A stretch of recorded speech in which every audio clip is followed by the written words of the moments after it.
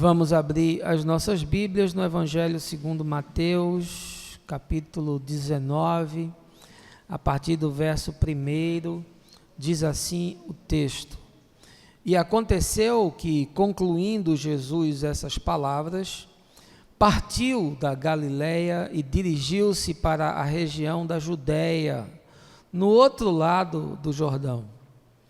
Grandes multidões o seguiam e a todos curava ali.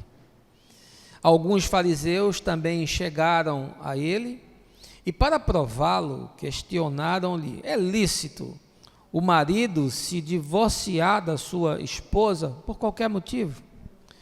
E Jesus lhes explicou: não tendes lido que no princípio o Criador os fez homem e mulher e os instruiu? Por esse motivo, o homem deixará pai e mãe e se unirá à sua mulher, e os dois se tornarão uma só carne. Sendo assim, eles já não são dois, mas sim uma só carne. Portanto, o que Deus uniu, não o separe o ser humano. Replicaram-lhe: então, por qual motivo mandou Moisés dar uma certidão de divórcio à mulher e abandoná-la? Ao que Jesus declarou: Moisés, por causa da dureza dos vossos corações, vos concedeu separar-se de vossas mulheres, mas não tem sido assim desde o princípio. Eu, porém, vos afirmo: todo aquele que se divorciar da sua esposa, a não ser por imoralidade sexual, e se casar com outra mulher, está cometendo adultério. Então os discípulos consideraram: se estes são os termos para o marido e sua esposa, não é vantagem casar. Mas Jesus lhes ponderou-lhes: nem todos conseguem aceitar essas palavras, somente aqueles a quem tal capacidade é dada. Pois há alguns eunucos que nasceram assim do ventre de suas mães. Outros foram privados de seus órgãos reprodutores pelos homens, e há outros ainda que a si mesmos se fizeram celibatários, por causa do reino dos céus. Quem for capaz de aceitar esse conceito, que o receba. Essa, meus irmãos, é uma porção das Escrituras, escrita pelo meu mano Mateus, um maninho muito querido, e que trata aqui do encontro humano, da afetividade, da sexualidade, e que eu desejo essa manhã que sirva como material e arcabouço para a gente refletir, ponderar, sobretudo para que essas verdades alarguem nosso coração e nossa consciência e se desdobrem, reverberem, projetem-se para todas as nossas dinâmicas de vida no chão do cotidiano, sem o qual eu tenho afirmado sequencialmente, o texto não serve para absolutamente nada. Em entrevista pública em 2015, ao jornal inglês The Mirror, cantor, compositor inglês famosíssimo, de quem eu gosto demais, Elton John, declarou o seguinte: se ser gay fosse uma opção, dificilmente haveria homossexuais. Eis um tema controverso, capaz de gerar enormes e impensáveis polêmicas e despertar o mais primitivo de todos os ódios, não só no meio religioso, mas na sociedade como um todo. Na história humana, a homoafetividade, que é o termo que melhor enquadra essa questão, já foi admirada, condenada e, em alguns casos, tolerada. Quando admirada, respaldava-se na crença de que o indivíduo poderia se tornar melhor com o seu usufruto. E isso aconteceu na antiga Grécia, no Império Romano e em outras culturas. Nos casos da condenação, é considerada a prática pecaminosa que condena ao inferno de fogo, sobretudo pelas religiões de matriz abraâmica, né? O judaísmo, o islamismo e o cristianismo.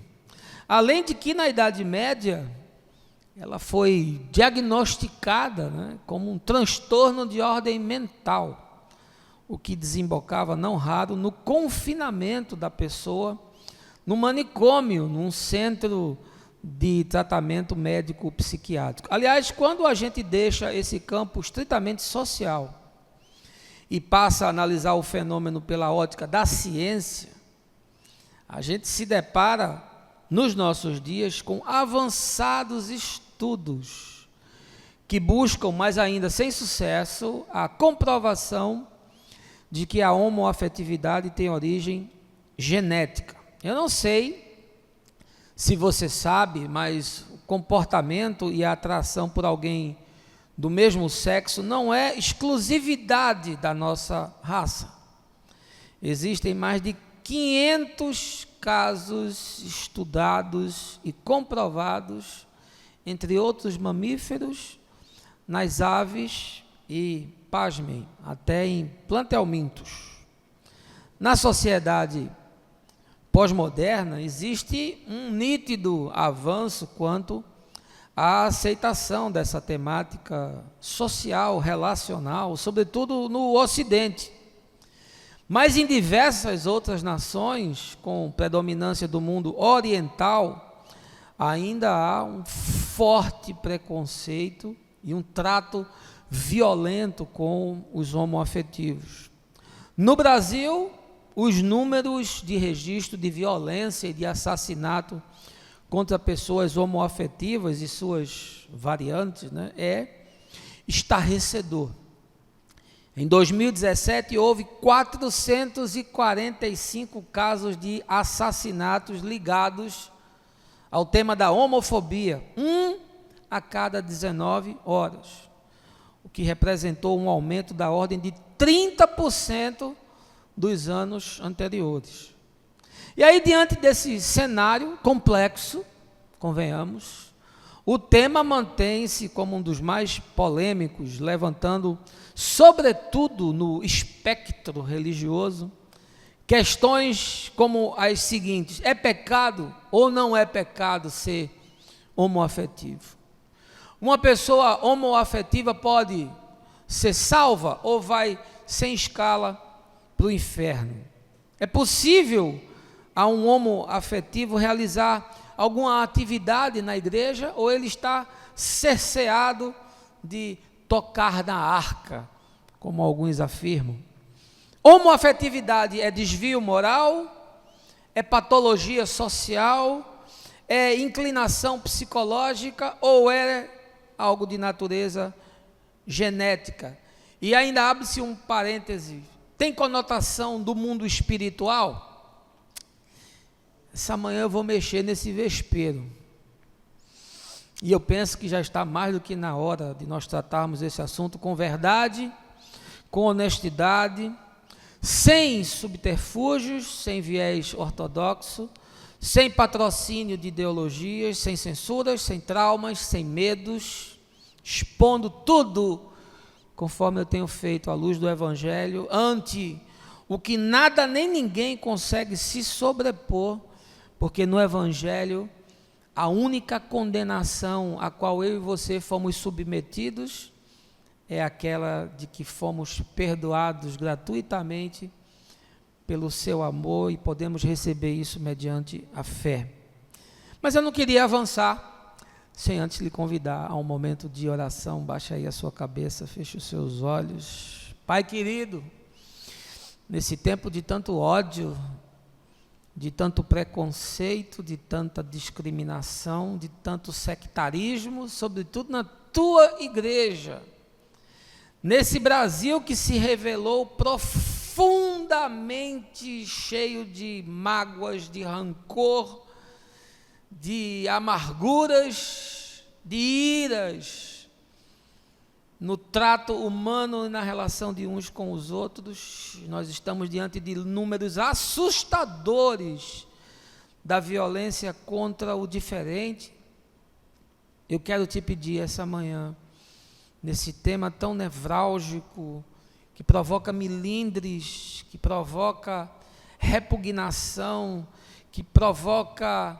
revolta, te pedir que o teu Espírito nos conceda a graça de expor a tua palavra com toda a honestidade possível, de tal forma que cada indivíduo, ao ouvir a tua palavra, se aproprie daquilo que julga ser pertinente à sua própria história e à sua própria existência. Isso é o que eu te peço, no nome de Jesus. Amém. Evangelho de Mateus, texto que foi escrito no grego, o seu autor é um judeu letrado, que se tornou cristão, e os exegetas e críticos literários bíblicos colocam a datação ali entre aproximadamente 80 e 90 depois de Cristo, ou seja, é um texto do final do primeiro século. Mateus, no meu entendimento, é quem melhor faz as conexões de Jesus com o Velho Testamento. Ele pavimenta o caminho da fé, desde a genealogia mais primitiva, como ele começa o seu texto, faz as construções teológicas, as pontes que são necessárias com a lei judaica, alinha o advento do Messias com as profecias e renova a esperança de salvação que foi propalada por todos aqueles que andaram com Deus. Agora, deixa eu lhe esclarecer logo um ponto. Se você veio hoje aqui com a expectativa de que eu aprove ou condene a homoafetividade, para quem sabe firmar a sua posição, você perdeu o seu tempo. O mesmo vale para você aí que está me ouvindo pelo canal e que talvez tenha expectativa por ser um tema extremamente polêmico, e a maioria dos pregadores o evitam consistentemente. Quem tem que aprovar ou não a sua homoafetividade é você que assim se reconhece, e não eu. O que eu penso, o que eu creio e a forma como eu ajo no trato humano com essas pessoas é uma questão absolutamente minha, e talvez e eventualmente ela possa ter aí alguma afinidade com você. O que eu vou fazer hoje é ser o mais honesto possível com essa temática, olhando primeiro para Jesus, que é a minha chave de interpretação, e na sequência para a Escritura, olhando o mundo antigo, o mundo medieval e o mundo moderno na sociedade contemporânea no qual eu vivo. Mas eu não vou ter tempo para analisar essa questão com o cuidado exegético necessário. Portanto, algumas pontuações vão ser tratadas assim, en passant, ou seja, apenas vai servir como base para a fundamentação da análise mínima que eu farei sobre o tema, visando única e exclusivamente as pessoinhas que são esmagadas, rejeitadas, condenadas, sufocadas, sodomizadas na alma, estupradas na consciência, seviciadas no coração, que vivem numa agonia, num sofrimento sem fim, em busca de uma alternativa que lhe pacifique o ser, porque elas reconhecem que são diferentes. São como se fossem alienígenas, habitando um corpo e uma mente que parece que não é seu. E dito isso, logo na partida eu quero lhe dizer objetivamente o seguinte: não é possível o indivíduo ser homoafetivo e ser evangélico. Eu vou repetir. Não é possível o indivíduo ser homoafetivo e ser evangélico. O que é possível é o indivíduo ser homoafetivo e ser discípulo de Jesus. E isso são coisas completamente diferentes. E você que me acompanha sabe do que é que eu estou falando. O tema da homoafetividade na Bíblia é tratado de maneira simplória, tanto no Velho Testamento quanto no Novo.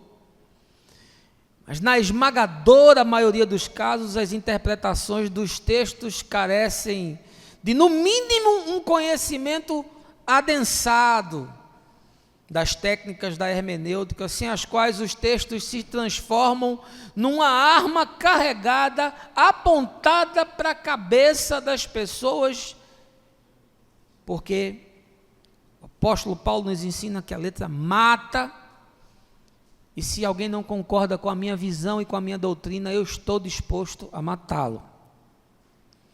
A lei, no Velho Testamento, trata da homoafetividade, sim. A lei diz o seguinte: se guardares cumprindo cada um dos mandamentos, viverás. Mas se transgredires um deles, morrerás. E a lei afirma: homem não se deitará com um outro homem. Está escrito, é pecado. Mas a lei também diz que primos não podem se casar. Portanto, eu já sou fruto de uma desgraça, porque os meus avós paternos eram primos. A lei diz que não é possível você usar uma roupa com tecido feito com 2 tipos de fios. Se você por acaso está com uma hoje, saia daqui pelado, porque você está pecando contra a lei. A lei diz que não é possível fazer tatuagem ou usar piercing, viu, Lidiane? Você que tem umas tatuagens aí está no fogo do inferno. A lei diz que é proibido a pessoa se divorciar. Portanto, os divorciados aqui não terão um espaço na eternidade, e eu conheço muitos pastores divorciados que vão jantar com Satanás. Não se pode cortar o cabelo de forma arredondada ou aparar as barbas dos lados, ou seja, eu já sou réu do inferno. Os Beatles foram sem escala porque o cabelo era assim, arredondado. Não pode comer carne de porco. Você gosta de um porquinho assado? Você não pode comer bacon, é derivado de porco. Não pode comer presunto. Você não pode comer camarão. Não pode comer marisco. Não pode comer coelho. Não pode comer picanha mal passada, sarapatel, mão de vaca, buchada. Se você comer, você está pecando. Você não pode tocar numa mulher menstruada. Se tocar, está quebrando a lei. Eu vou andar com uma roupa de escafandro quando Fabiana menstruar. Não é possível se usar a técnica de coito interrompido. Você que faz coito interrompido é pecado contra a lei. Não é permitido criar 2 animais de raças diferentes. Se você tem um Shih Tzu e se você tem um Rottweiler, você está pecando contra a lei. Portanto, essa lei inteirinha, se você quebrar um mandamento dela, você quebrou todos. E também esse compêndio inteiro, conforme o Evangelho foi cumprido, teve em Cristo o seu fim, porque a Escritura afirma: o fim da lei é Cristo para a justiça de todo o que crê. Portanto, a lei serve para me condenar, sim, e para me levar a uma encruzilhada onde eu tenho que optar: ou vou ser um religioso e vou me esforçar para cumprir os mandamentos e agradar a Deus, ou eu vou ser um discípulo, tendo na consciência a certeza de que em mim não é possível fazer isso, e justamente por isso, tudo foi consumado na cruz, pois agora já nenhuma condenação há para os que estão em Cristo Jesus. Aleluia.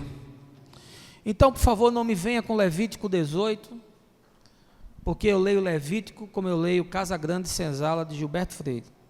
É história humana. E se você vive pela lei, cumpra todos os mandamentos da lei. Agora, o Novo Testamento trata dessa temática da homoafetividade em 3 textos. Daí você tira a importância e a relevância do tema, né? 3 textos. Jesus mesmo não lidou diretamente com isso, mas falou sobre relacionamentos sexuais.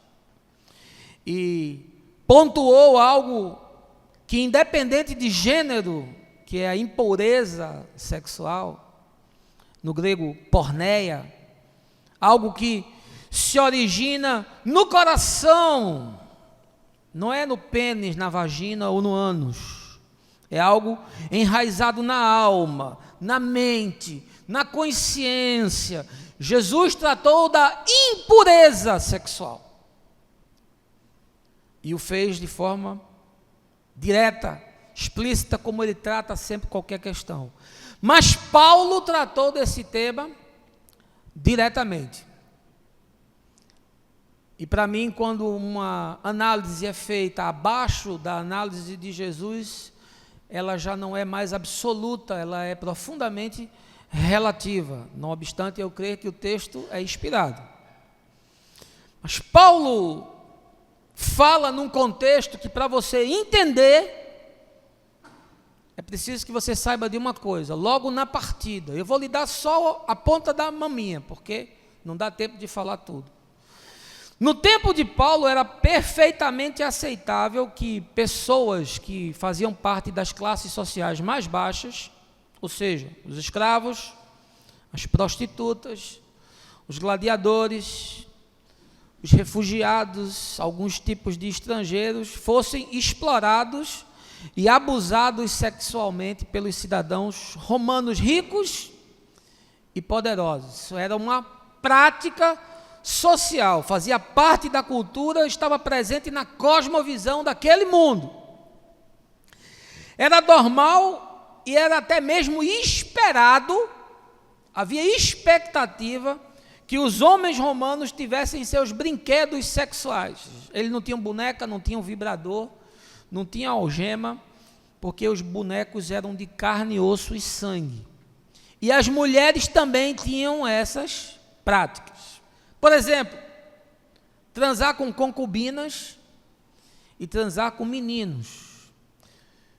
Era prática de algumas mulheres romanas elas usarem pessoas dessas classes inferiores para obter prazer sexual. Mas uma coisa os romanos não podiam fazer, eles não podiam usar ou abusar de outro cidadão romano. Os meninos romanos, portanto, estavam protegidos, ao contrário dos meninos que eram filhos dos escravos. Para um homem romano, o sexo era parte legítima da vida e você tinha que transar com alguém inferior para penetrá-lo, pois o que era maior penetrava o maior, o superior penetrava o inferior. E era contra esse tipo de exploração que Paulo se levantava. E eles estão associados no texto, quando são citados os sodomitas ou os homossexuais, no caso da tradução aqui literal, eles estão associados aos assassinos, aos negociantes de escravos, aos mentirosos, aos ladrões, aos gananciosos, aos difamadores, aos estelionatários, ou seja, Paulo está alertando aquelas comunidades que estão nascendo. E 2 textos são a Roma e a Corinto, 2 cidades profundamente promíscuas. O terceiro texto é a Timóteo, que vivia numa grande metrópole que era Éfeso. Ele está chamando a atenção para esses relacionamentos humanos baseados em exploração, em abuso, em violência física e emocional, a corrupção. 3 textos. 1 Coríntios 6, de 9 a 10. Diz assim: não sabeis que os injustos não herdarão o reino de Deus? Não vos deixem enganar, nem imorais, nem idólatras, nem adúlteros, nem os que se entregam a práticas homossexuais de qualquer espécie, nem ladrões, nem avarentos, nem viciados em álcool ou outras drogas, nem caluniadores, nem estelionatários herdarão o reino de Deus. Ou seja, sobra alguém aqui? Os injustos não vão herdar. Se você for injusto em alguma questão, você não herda. Os imorais não herdam. Você gosta de dar aquela olhada sacana, perniciosa assim? Você não herda. Os idólatras, que não é só idolatria de santo não, idolatria de carro, idolatria de dinheiro, idolatria de casa, idolatria de bem, idolatria da mulher, idolatria do filho, tudo isso é idolatria. Os adúlteros não vão herdar. Os ladrões não vão herdar. Os avarentos, aquele que, mão de vaca, aquele que não abre R$1 para ninguém, aquele que fez de mamon o Deus no seu coração. Os viciados não vão entrar. Não é só viciado em álcool não, você que é viciado em ansiolítico, você que é viciado em Tilenol, você que é viciado em Coca-Cola, você que é viciado em hambúrguer do McDonald's, você que é viciado em praia, viciado não entra. Estelionatário não entra. Você que está no SPC, você que está na Serasa, você não entra. Ou seja, não entra ninguém, pelo texto. E ainda bem, porque se tivesse alguém que entrasse, não seria necessário o sacrifício de Jesus. Agora, não se pode analisar um texto como esse sem um contexto. E qual é o contexto de Corinto? Corinto é uma cidade pervertida. Corinto é um bordel a céu aberto. Corinto é um puteiro escancarado para o mundo. Criou-se naquela época o verbo corintinizar, que dizia é a esbórnia total. Corinto tinha o templo de Afrodite lá na sua acrópole, com prostitutas cultuais, fazendo sacrifícios aos deuses. Corinto tem 2 grandes portos e onde tem muito trânsito de gente, de marinheiro, de mercadoria, tem muita prostituição, tem muita safadeza, tem muito swing, tem muita suruba. Era esse contexto de Corinto, e Paulo está escrevendo dentro dessa perspectiva. E aí ele usa 2 palavras, um é malakos, no grego, e a outra xenokoites, 2 palavras gregas. A primeira, malakos trata dos efeminados histéricos e promíscuos. Sabe a bicha louca? Está falando dessa gente, bicha louca.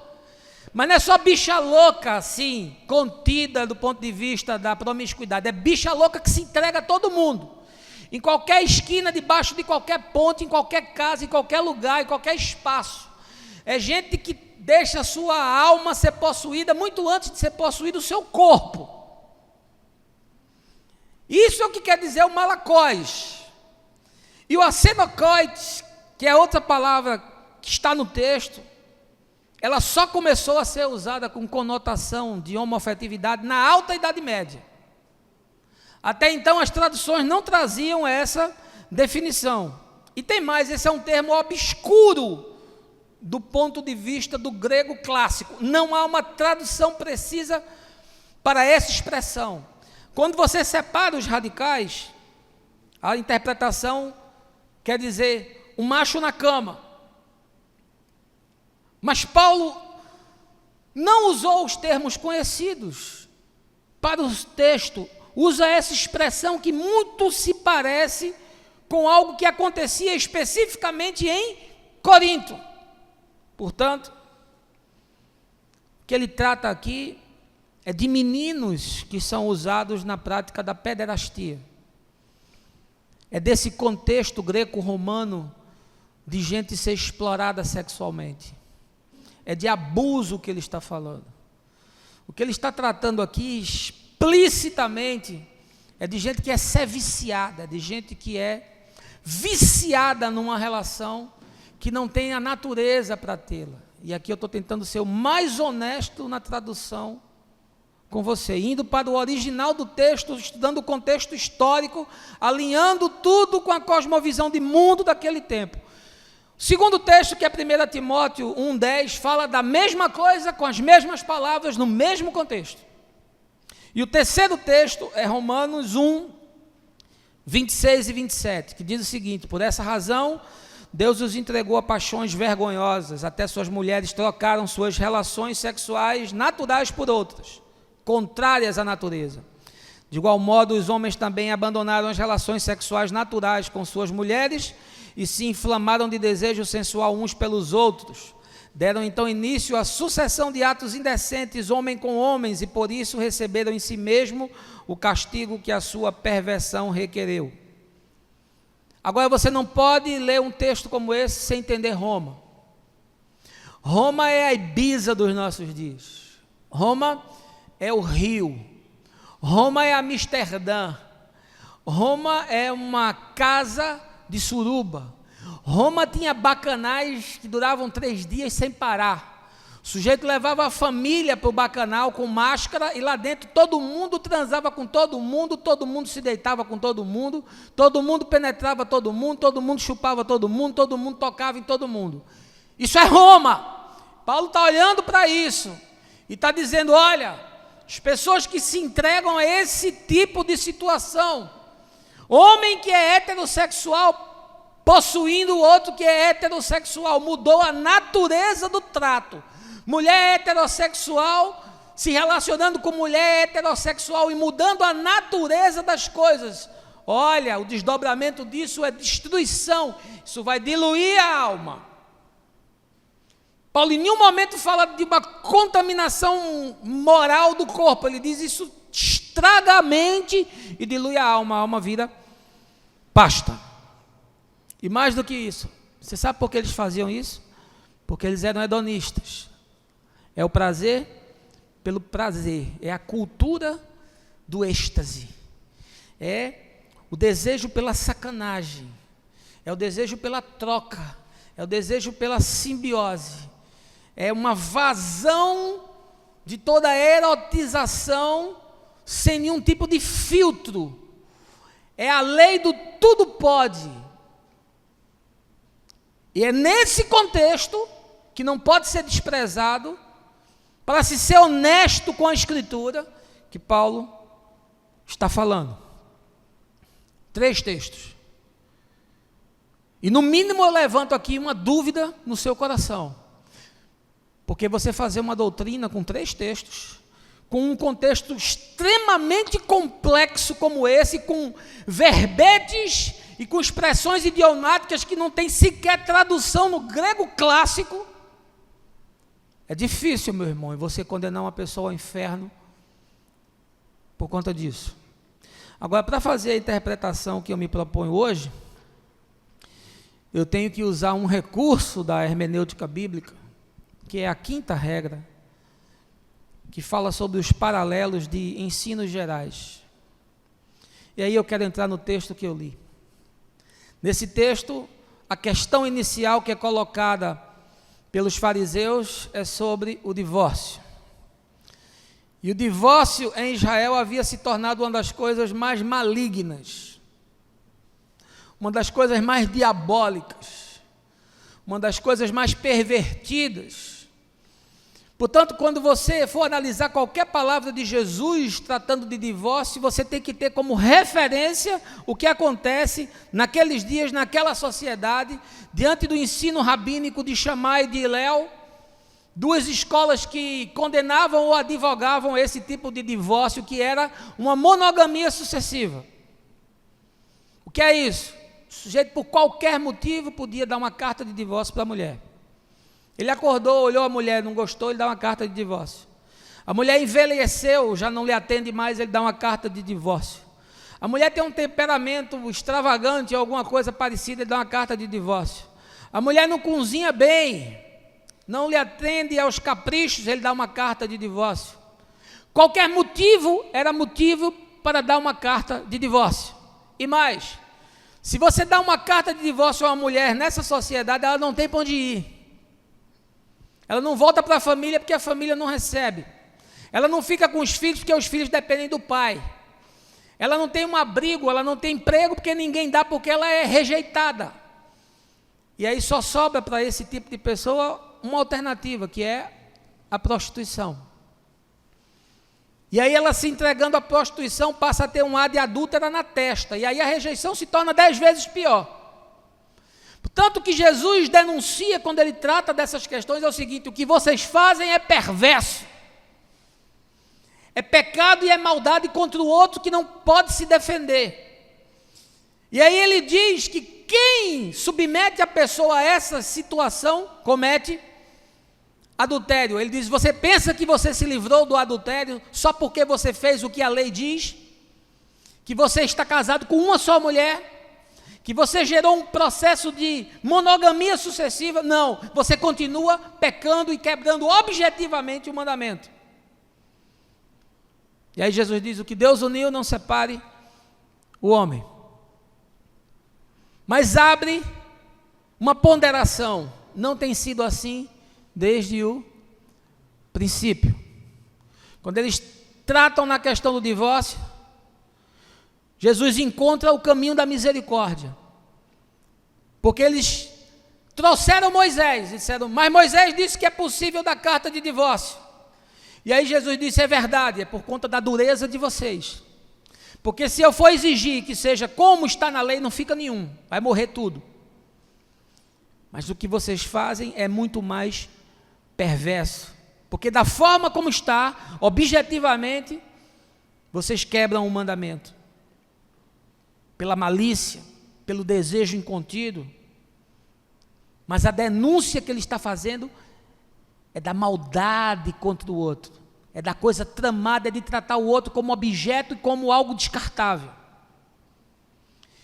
E aí os discípulos disseram: bom, se a condição então é essa, se não pode ser do jeito que a gente quer, se não pode seguir a nossa doutrina, se não pode se encaixar na nossa legislação eclesial, se não pode estar dentro da nossa caixa teológica, se não pode alinhar com os nossos profetas de estimação, então não é melhor que o sujeito fique solteiro?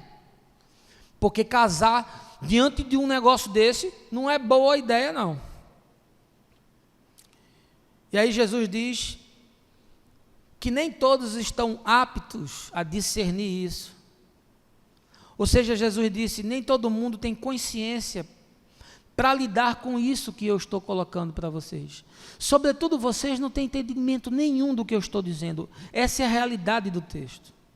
E aqui ele entra abruptamente, inesperadamente, na questão dos eunucos. E ele diz: olha, mas nem todo mundo está apto a se casar, por uma questão de consciência. E disse: olha, assim como o eunuco tem que lidar com isso, ou seja, como ele tem que lidar com a sua própria consciência, vocês também vão ter que lidar com isso. Portanto, quando nós olhamos para esse mosaico, para esse painel, o tema central nem é adultério, nem é a questão de ser eunuco. O tema central que Jesus está discutindo é a consciência humana no trato com o outro. É o entendimento de quem é o outro e de como eu me relaciono com o outro. Essa é a questão central. E aqui nesse ponto, quando ele começa a tratar dos eunucos, eu vou usar a quinta regra, fazendo um paralelo com os ensinos gerais. Eu vou associar o que Jesus disse sobre os eunucos ao caso dos homoafetivos. E por que eu vou fazer isso? Porque as questões são muito semelhantes, os aplicativos imediatos são muito semelhantes, o contexto é muito semelhante, e portanto eu preciso usar esse recurso para fazer uma análise mínima sobre essa questão. E assim, o que é que eu tenho a dizer sobre a homoafetividade? Eu só tenho a dizer 3 coisas. A primeira delas é que, conforme essa análise paralela, usando o contexto, trazendo a questão da consciência, analisando isso com a maior honestidade que me é possível em 35 anos de caminhada, 16 como pastor, é que há pessoas que nasceram homoafetivas. Assim como Jesus diz que há eunucos que nasceram do ventre de suas mães. Verso 12, parte A. Tem gente que nasce homoafetivo. Ah, mas a genética não provou. Não. Mas muito em breve vai provar, não tenha dúvida disso. E eu tenho casos na família, e você certamente tem.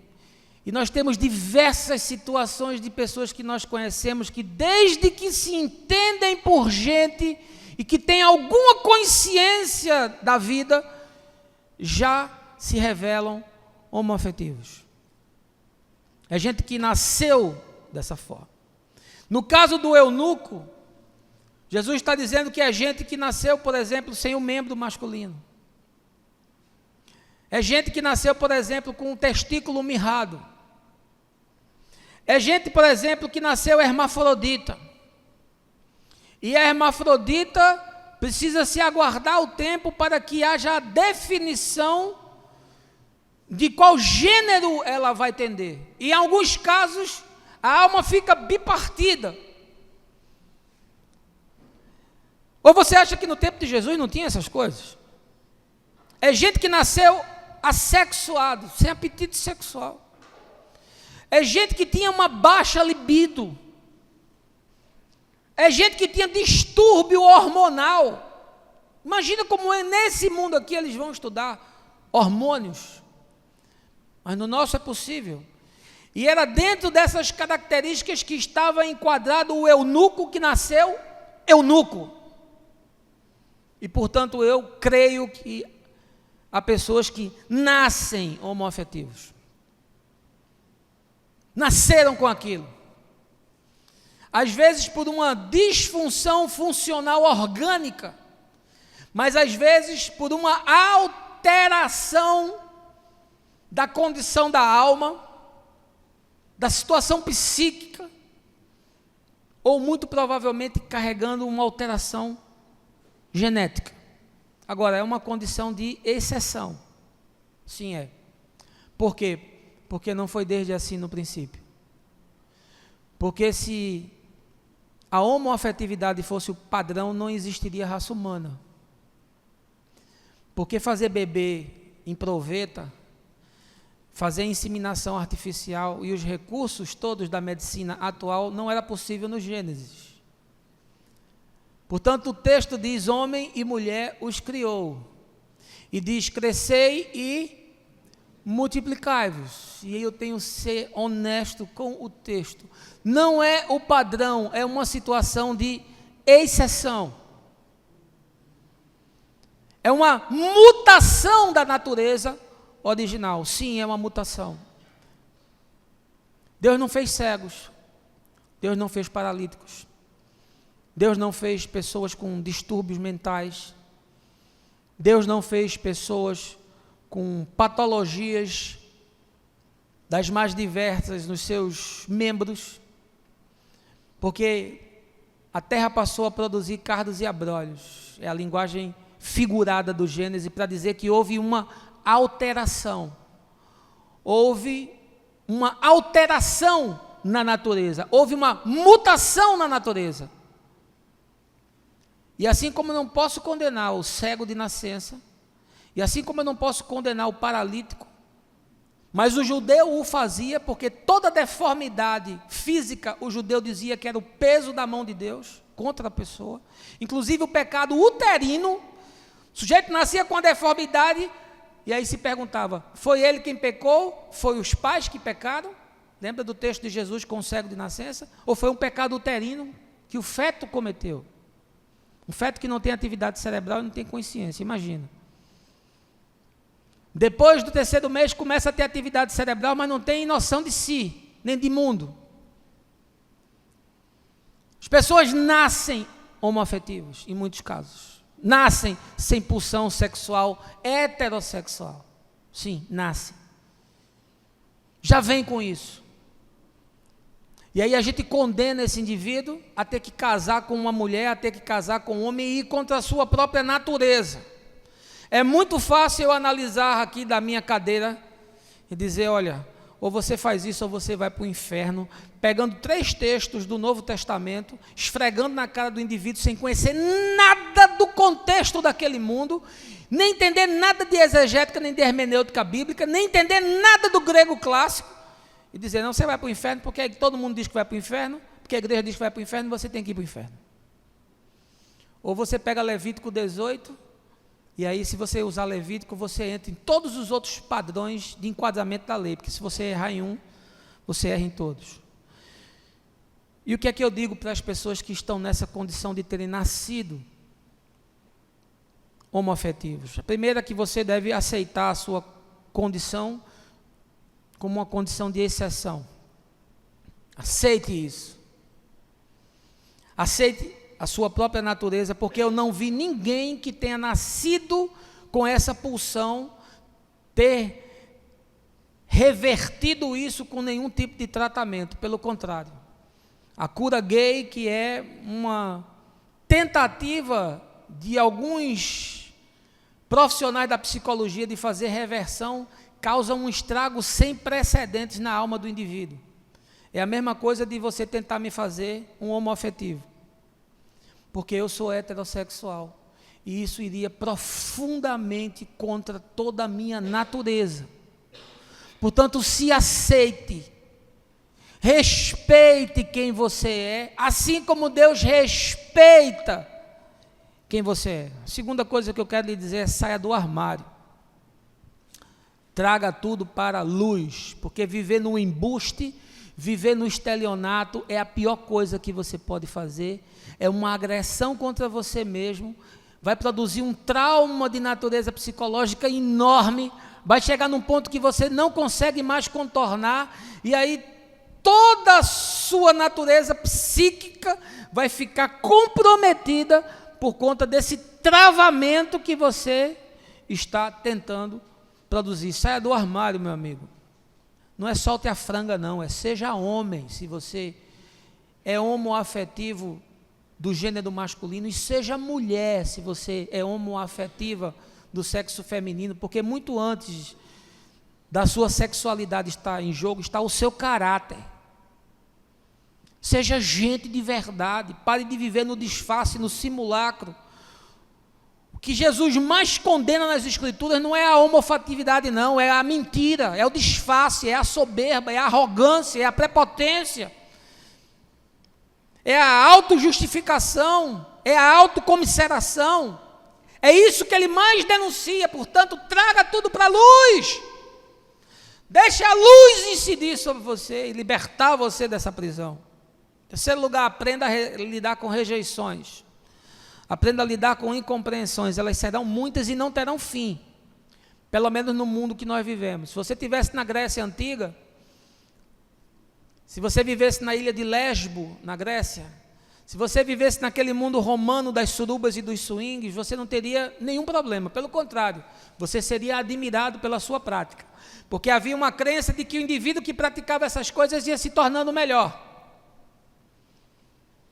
Os filósofos gregos, na sua esmagadora maioria, todos eles transavam com os seus pupilos e os seus discípulos. Aquilo fazia parte do estilo de vida, fazia parte da cultura social.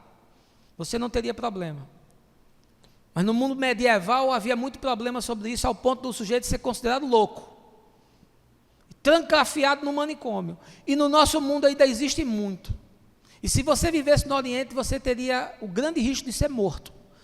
Aliás, vocês assistiram na Copa, né? Na Rússia, o nível de preconceito, de reprimenda contra pessoas homoafetivas. Aprenda a lidar com as rejeições e com as incompreensões, elas vão fazer parte da sua vida. Inclusive, aprenda a lidar com rupturas familiares. Quando você revelar o que está acontecendo com você, o que se passa com você, a sua dor e o seu drama, muito provavelmente os mais próximos, os que você mais ama,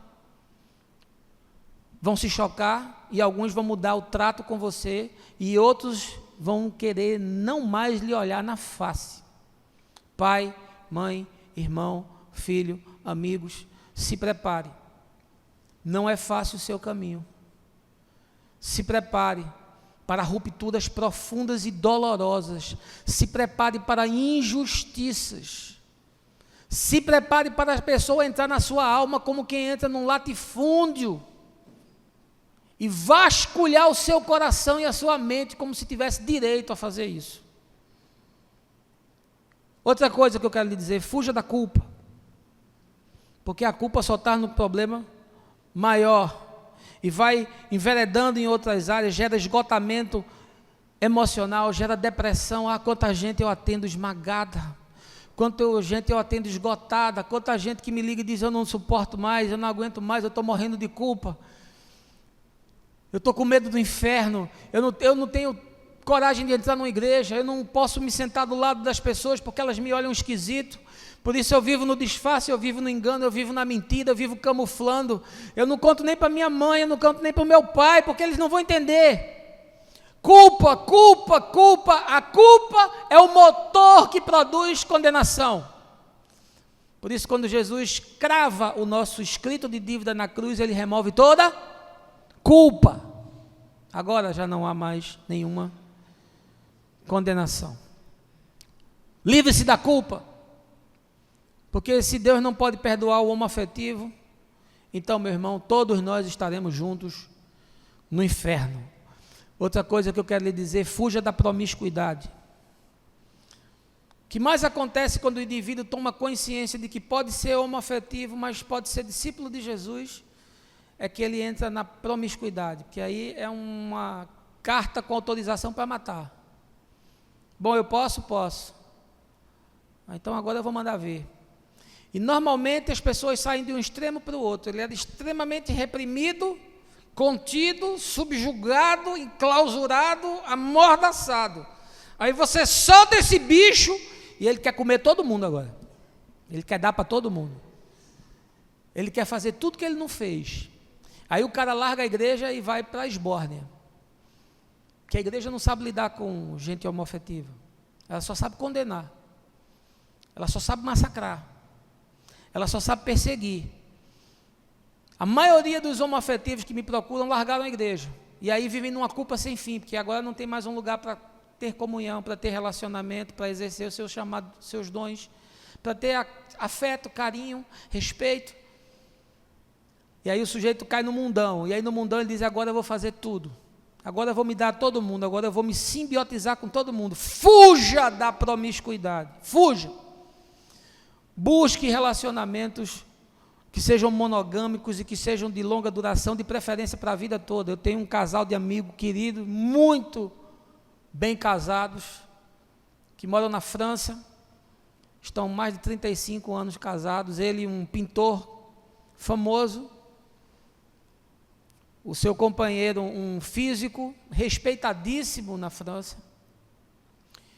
que estão juntos desde sempre, se respeitam, são discretos, são pessoas de bom trato e são muito mais leais um com o outro do que boa parte dos héteros crentes que eu conheço. Outra coisa que eu quero lhe dizer: use a lei a seu favor.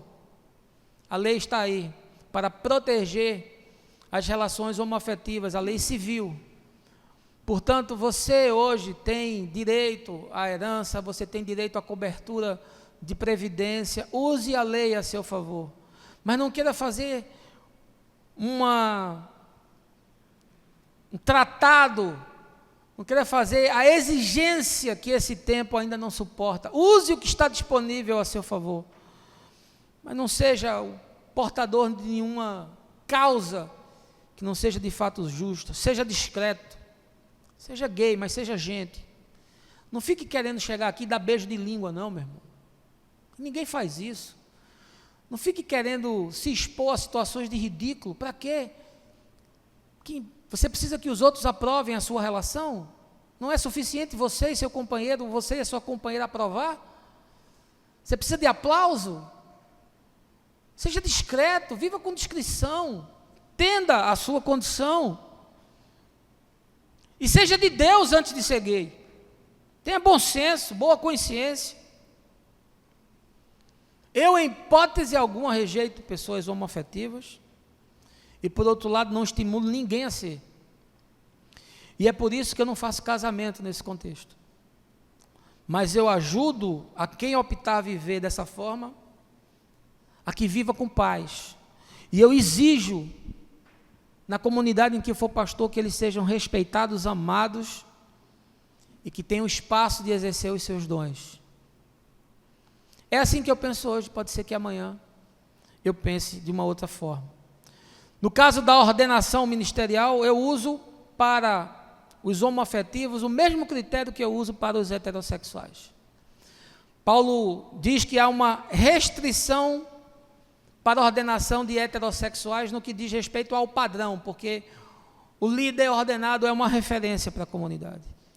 E aí ele diz que deve ser marido de uma só mulher, num contexto em que ainda existia poligamia. Paulo cria uma restrição, diz, tem que ser referência, ele tem que ser o padrão. Eu vou usar o mesmo critério, tem que ser referência, tem que ser padrão.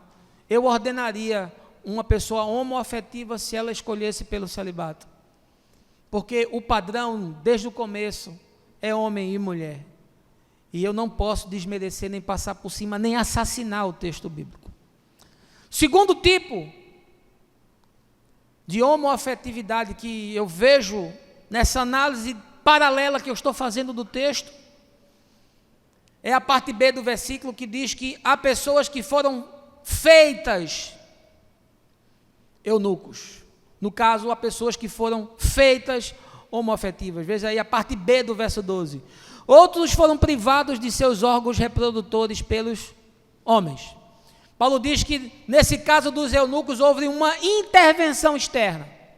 Eles foram castrados. E era muito comum o eunuco, sobretudo que tratava na corte, o que lidava com finanças, eles serem castrados, porque a pessoa perdia a sua impulsividade, perdia a sua potência masculina. Muito provavelmente Daniel era um eunuco, porque todos os que serviam na corte de Nabucodonosor eram eunucos castrados. Filipe lida com o eunuco da Etiópia, que era um homem do cofre, um homem das finanças. Era o contexto desse tempo. São aqueles a quem os homens fizeram. É uma prática de anomalização do indivíduo. O sujeito não era daquele jeito, mas foi feito daquela forma. É gente que era cevada, era engordada, se tornava obesa por intervenção de terceiros para perder toda a sua libido e toda a sua potência. Foram feitos. É uma intervenção tirânica. É gente que na infância foi bulinado. É gente na infância que teve um primo que ficava ali transando com ele.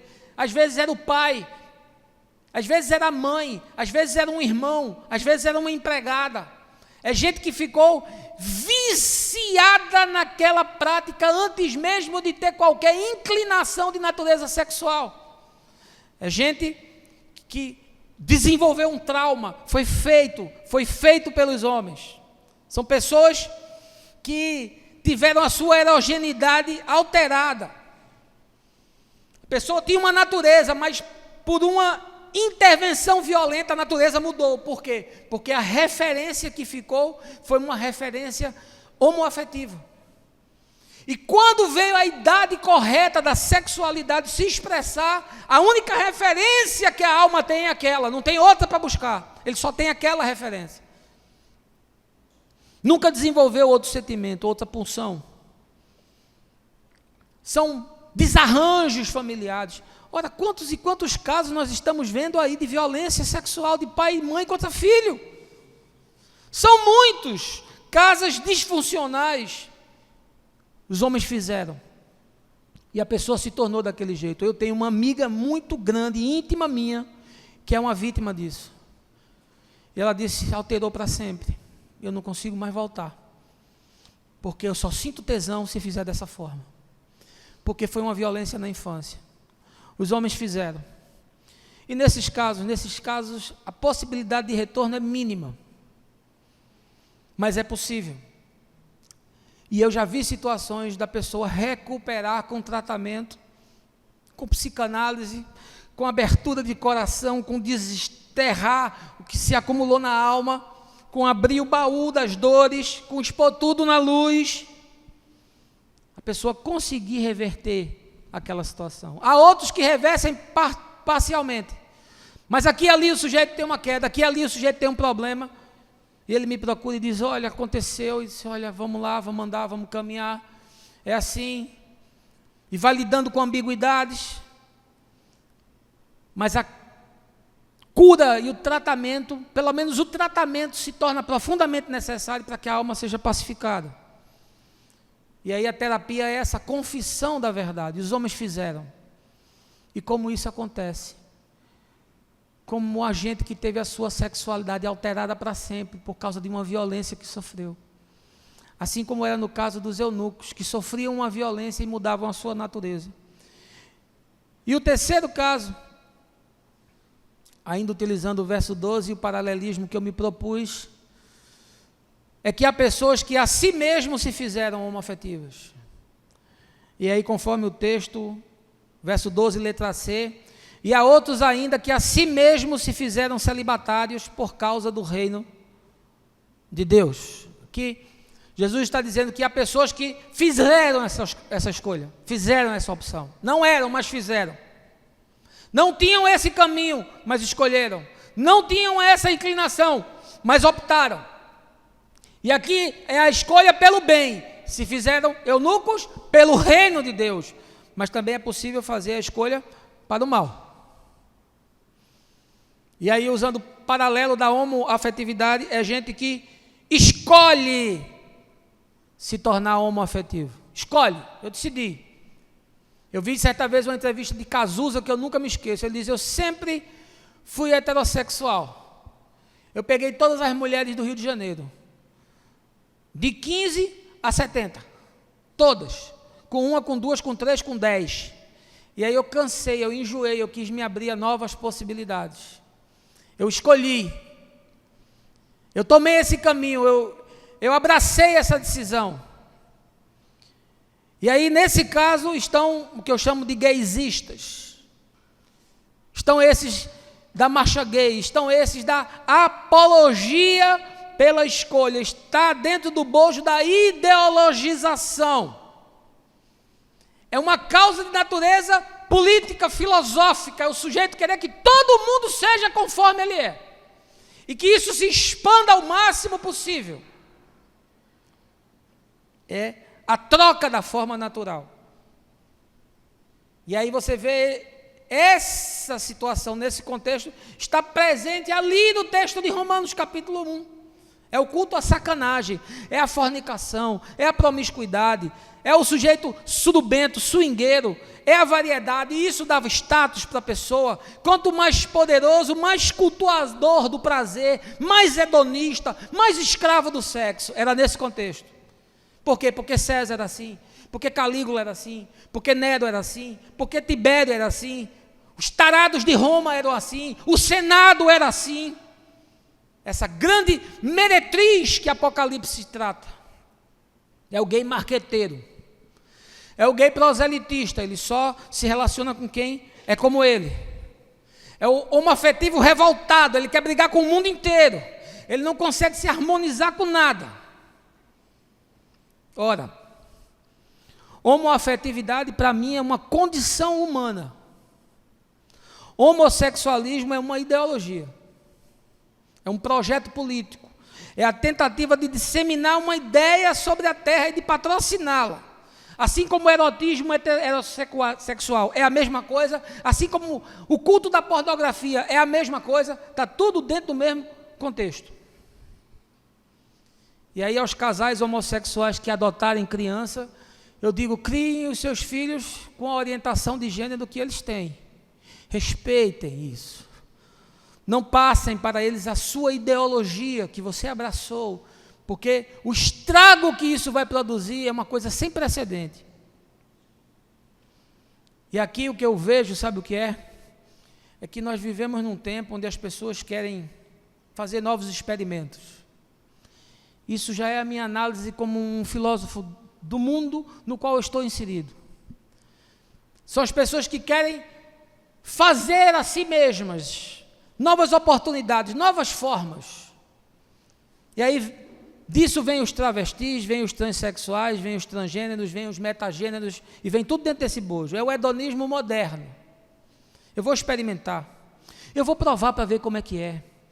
Porque eu quero ser feliz, o importante é que eu me realize. Eu não estou feliz nesse contexto, eu quero buscar outro.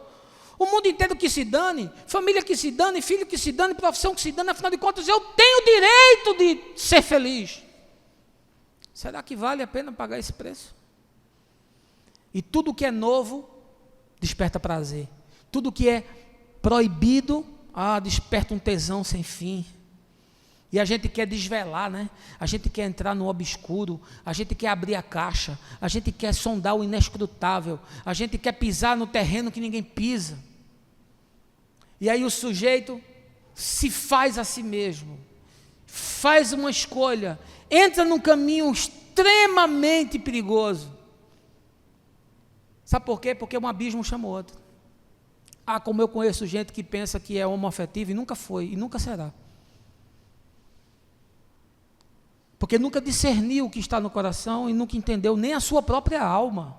Fez apenas uma opção por uma felicidade, por um direito de fazer o que eu quero e de me abrir a novas possibilidades. Como isso lá na frente vai causar estrago. E quantos eu conheço que já se estouraram, já me procuraram e disseram não era nada daquilo. Mas agora a minha alma está fendida, eu sou agora 2 dentro de 1. E aí uma coisa vai chamando a outra. Aí vem a bissexualidade, aí vem o sexo entre casais, aí vem a pedofilia, aí vem o incesto, aí vem a zoofilia, aí vem aquele sexo que o cara só tem tesão se o outro estiver comendo a mulher dele, ou se a mulher estiver transando com o marido dela.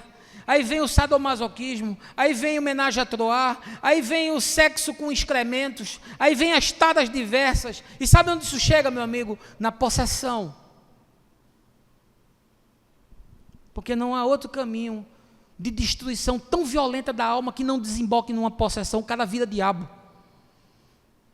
E no nosso tempo agora são as possibilidades de sexo com máquina.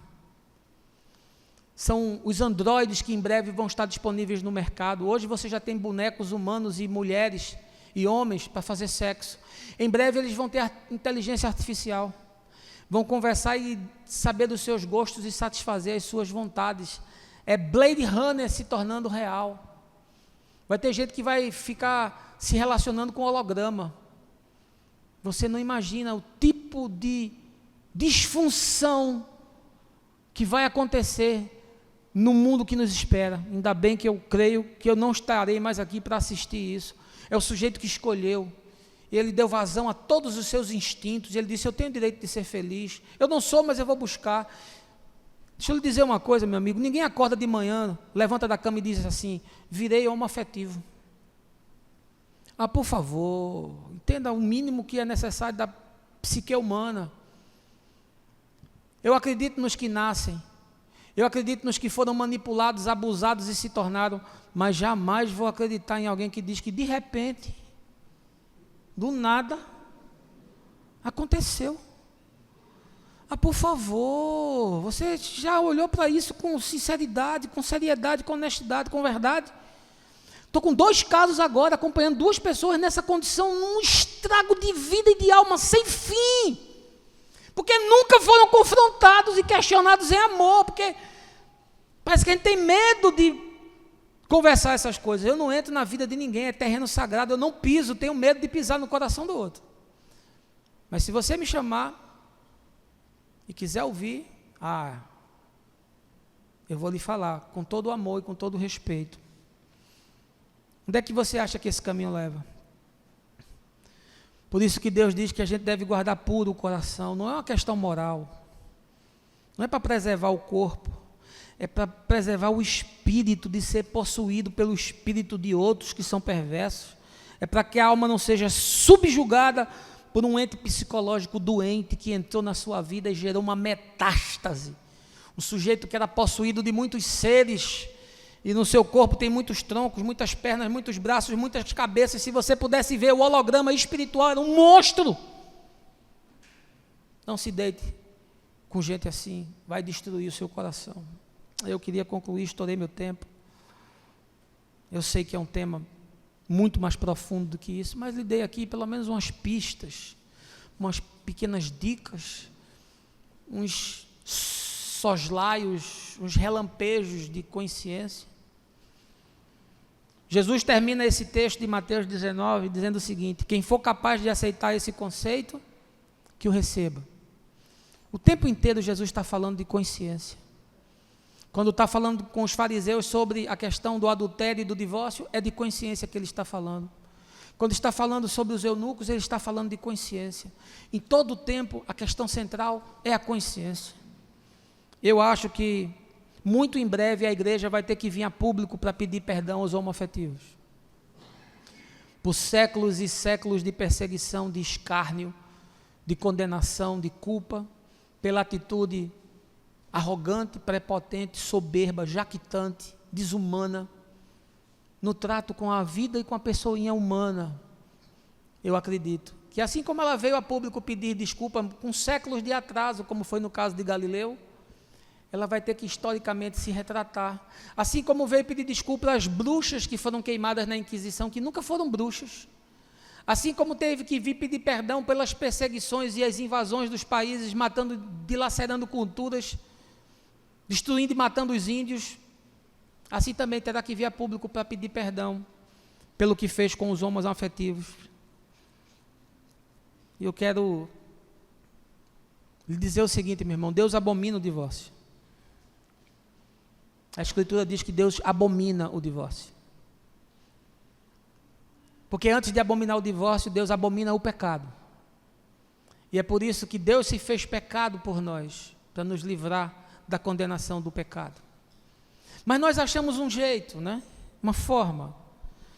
Pacificamos o Deus que nós criamos dentro de nós, com a nossa cultura, com as nossas doutrinas, com as nossas contextualizações, com as nossas hermenêuticas, e achamos um jeito de dizer que se pode divorciar. Olha como nós ficamos normais, veja. Mas como tratamos da homoafetividade, queremos condenar os outros ao inferno.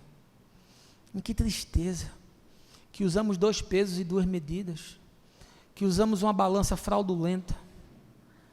Sim, Deus abomina tudo aquilo que é feito contra o outro. E, portanto, eu não acredito que nos 2 casos que eu falei, de quem nasce homoafetivo e de quem foi tornado homoafetivo, que Deus rejeite tal pessoa. E no nosso contexto aqui, ele será aceito, amado, respeitado, terá espaço para exercer os seus dons.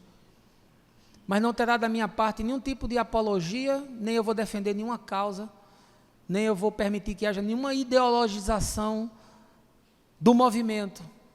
Porque eu acho que quem é homoafetivo de verdade mesmo, é sóbrio, é discreto, é consciente, é reservado, entende a sua condição e vive em paz a sua vida. Não vai para a parada gay para fazer bichice.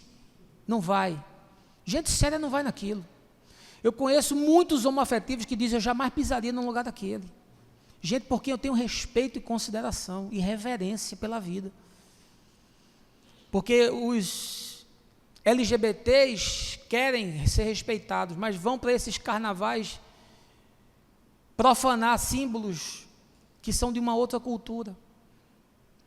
Profanar as histórias e as crenças das pessoas. Se vocês querem ser respeitados e merecem ser respeitados, independente de qualquer que seja a sua escolha, aprendam também a respeitar os outros. Mesmo que vocês não sejam respeitados, deem uma bofetada na nossa cara. Acumulem brasas sobre a nossa cabeça e nos tratem com amor, porque vocês também serão tratados por Deus com amor. Eu tenho aconselhado muita gente homoafetiva nesse tempo, e os casos são os mais dramáticos possíveis. Me lembro de um recente, de um pastor pentecostal, casado com filho, que não aguentava mais viver daquele jeito, e me procurou em lágrimas, em angústia e querendo se matar. E disse: o que é que eu faço? Eu disse: abra tudo, traga tudo para a luz, cuide da sua mulher, dê a ela uma condição, cuide do seu filho, procure a junta de pastores, abra tudo. Você vai ser execrado, você vai ser mutilado, você vai ser destruído, você vai ser perseguido. Você tem condições de subsistir? Tenho. Então, coloque tudo na luz e saia, em paz com você e com Deus. E assim foi feito, e eu acompanhei por um ano inteiro a dor desse homem. E eu vi pouco sofrimento na minha vida parecido com o dele. O sofrimento que casou a família, o sofrimento do filho, o sofrimento da mulher, o sofrimento dos amigos, e a destruição que a igreja produziu na vida dele, o escárnio público. Eu tenho acompanhado e tenho muito cuidado no trato com essa gente, porque eu sei que Deus é espírito, e nós somos espíritos, e Deus se relaciona com espíritos, não se relaciona com gêneros, porque em Cristo não há homem ou mulher, não há judeu ou grego, não há escravo ou liberto, porque todos são um em Cristo, e Deus nos ama, nos acolhe, nos perdoa e nos dá a sua misericórdia. Eu queria gastar mais tempo, mas o tempo não permite. Deus lhe abençoe, você tenha um bom domingo, que o esporte sobreviva, e que a sua semana seja debaixo do cuidado, da paz do Senhor. E a gente vai se esbarrando por aí, um encontro aqui, um encontro ali. O resto eu te falo no caminho. No nome de Jesus, amém.